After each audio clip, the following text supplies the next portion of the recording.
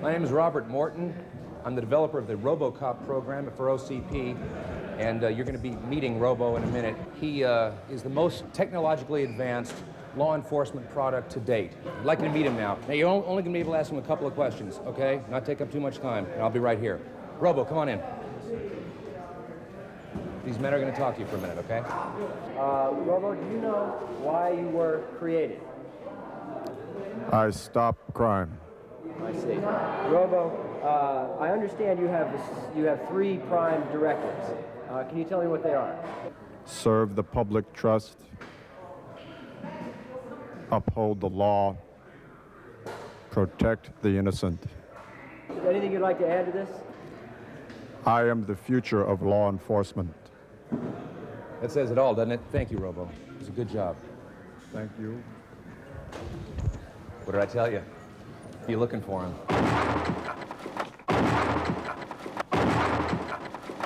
This picture takes place in old Detroit in the future. It's the story of a cop named Murphy who in the course of his duties gets killed.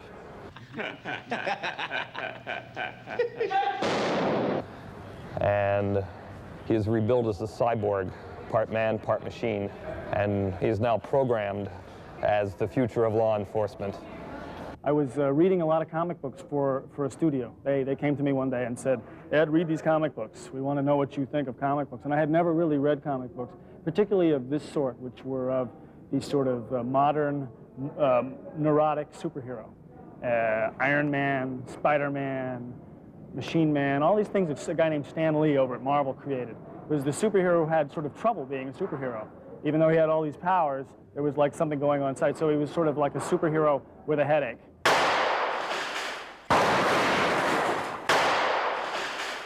Robocop has been looking for me and my boys because we're the ones that shot him up at the beginning. And as the film has gone along, he's discovered who we are, so he's come looking for us. And he happens to find us here.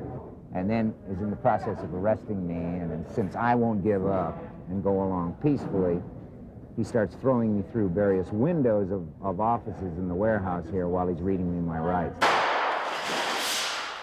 Okay, next shot. Thank you very much. Thank you. Just a little bit blood, that's natural, I suppose, or is it just fake blood? Huh? That's what we're in the process of doing, and that's what all this business comes from. So when they take me to the police station later, you know, I look something like this. Okay, ready? Action!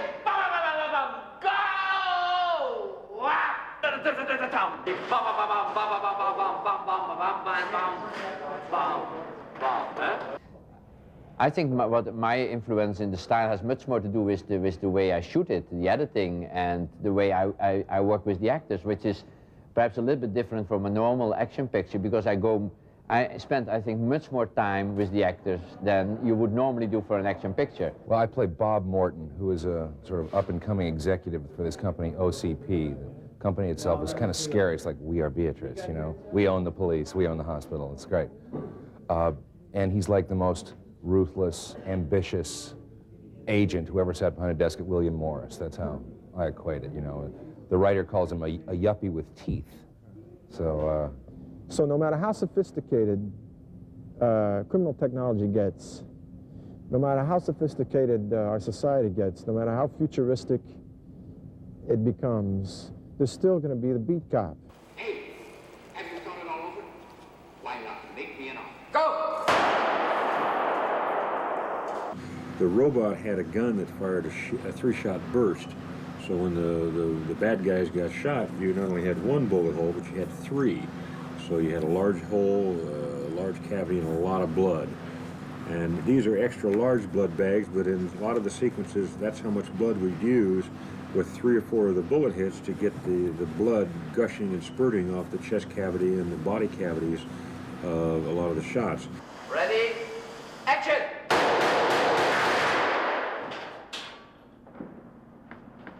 Right here. Well, I could hardly feel the The brass of your last round hit me right on the chest. Yeah.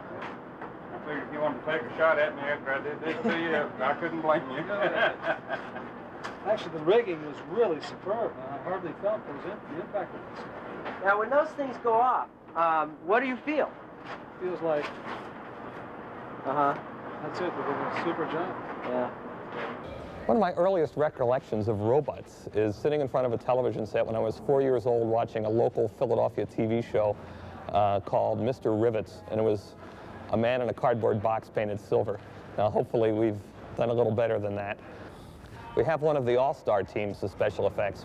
We have Phil Tippett, Academy Award winner, doing all the stop-motion animation on the robot Ed 209, this large armored enforcement robot, and he becomes Robocop's nemesis during the course of the film. And I think Phil Tippett, with Ed 209, has really also done a superb robot. Stop motion animation is a frame-by-frame process where we move the stop motion model, the arms, the legs, the feet, the tail, the eyes, the back, very infinitesimal amounts, and then we take one frame of film and repeat that process again. Take one frame of film, repeat the process, take one frame of film.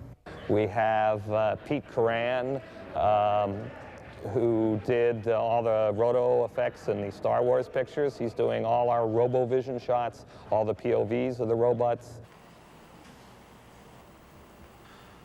We have Rocco Joffrey, is probably the finest young matte artist in the United States, doing all our matte paintings. But I think Rob Bottin here has really designed and created one of the most interesting, most spectacular robots I've ever seen on film. Well, today we're shooting the scene where Murphy gets killed by the gang. First they blow off his hand, and then they blow off his arm, then they blow off his head. It's, Rob Bottin has created all these prosthetics, and they're quite startling. We were going to use Peter Weller to blow his head off, but we decided we may need some looping later on, so Rob Bottin has created a wonderful prosthetic, a puppet of Peter Weller, which looks exactly like him. Go! And it sits up and it looks around and it gets frightened and screams, and the whole back of the head blows off. Quite traumatic. Get out of here. The future of law enforcement. Robocop.